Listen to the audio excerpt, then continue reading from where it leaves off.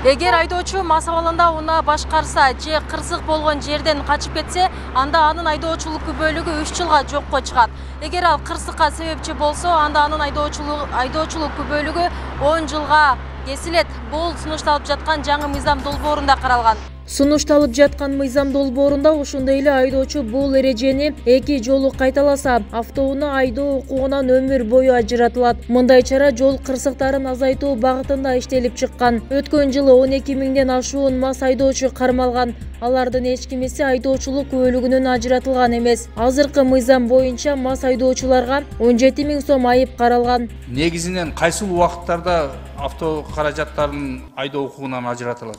Эгерде автоунан ичип алып айдаса, биринчи жылы азыркындай же штраф, же общественная работа, же арест деген жок, 3 жылга.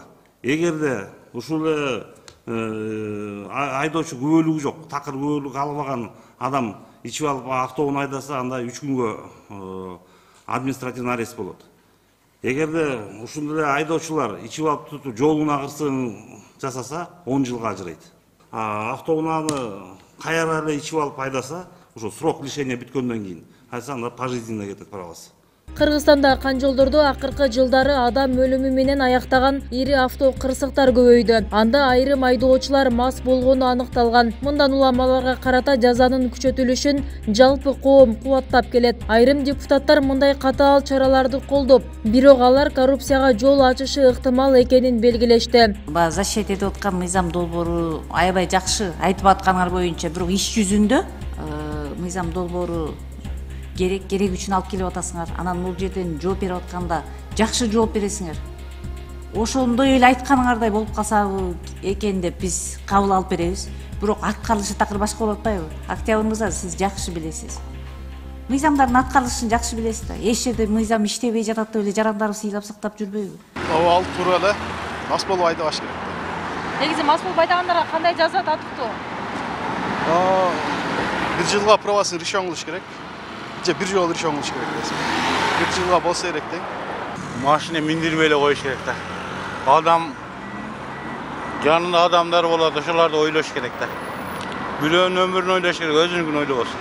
Экинчи бир нерсе, если гаилер нормально иштесе, демек иштейт. Себеби азыр ачык акыйкат ичкенен 15 миң штрафы, 15 миңдин ордуна 5 миң сом акчаңы бер кете бер деген гаилер деле толтура. Демек, ал ар бир адамдын өзүнө сайыштуу этет.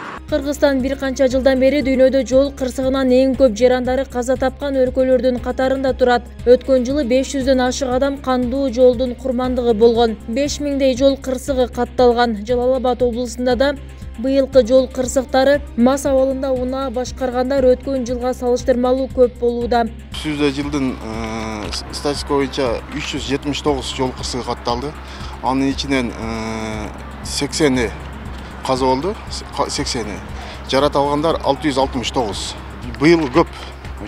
Быйыл спирт ичимдигин ичип алгандар 1119 болсо, 8 айдын ичинде. А былтыр 1 жылдын ичинде 1017.